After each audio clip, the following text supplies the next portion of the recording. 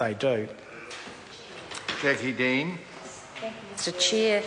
The member who just resumed his seat raised an interesting issue. How do we properly protect jurors' information? And that member cited the age of Google, and so let's have a look at that.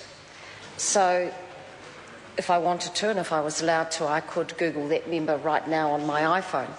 And I would venture to say that many people in New Zealand now, doesn't matter where they are, have this kind of device, which these days will give you instant information on just about anything, should they care to look. And so the question is, how do we stop that? And of course, that very question is the subject of a lot of debate. It is, I mean, there are conferences held on how do we protect information. And of course, that little member over there said, say something useful. And so what and I'll say it a bit more carefully perhaps so that the member can understand it, because the issue here is quite important. And if we go to this bill, it's called the Juries, Jury Service and Protection of Particulars of Jury List Information Bill. So this is about an incident where a female juror's information was given to a person who was accused of a crime. That person, and this is not the only time this has happened, then used that information against that juror to stalk that juror and to make that juror's life miserable.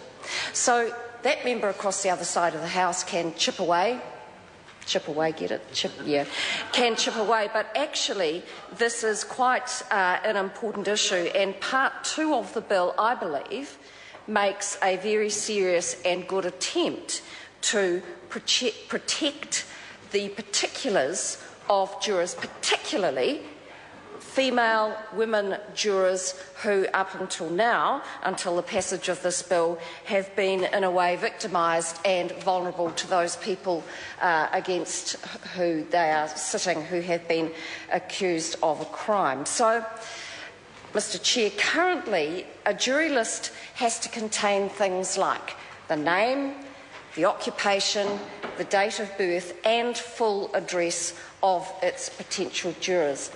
And so that is an awful lot of information which right now is available to those people who have, if they are defending themselves in particular, can be in receipt of that information, can memorise it, can take it back to the jail and then use it against that person. Now, if that member across the House and his colleagues thinks that's a matter of some delight, then I venture to disagree with them, and I would also venture to say that the provisions in this bill in Part 2 deal with this in a proper way. I'd also like to remind that member that Clause 14A(6) of the Juries Act, which makes it clear that misconduct in relation to jury lists may now be treated as contempt of court. Now, that's quite a serious and new offence to bring in to the Juries Act. So I believe, and of course I sat on the Select Committee which considered this bill, I believe that the provisions in Part 2 do provide that protection that our jurors need. And that is the important, I would argue that that is the most important provision in this bill, are these good protections for jurors who hitherto have been subject to some harassment and victimisation. Thank you, Mr. Chair. Honourable Leanne Dalziel. Chairman, I think that the member who's just resumed his seat was telling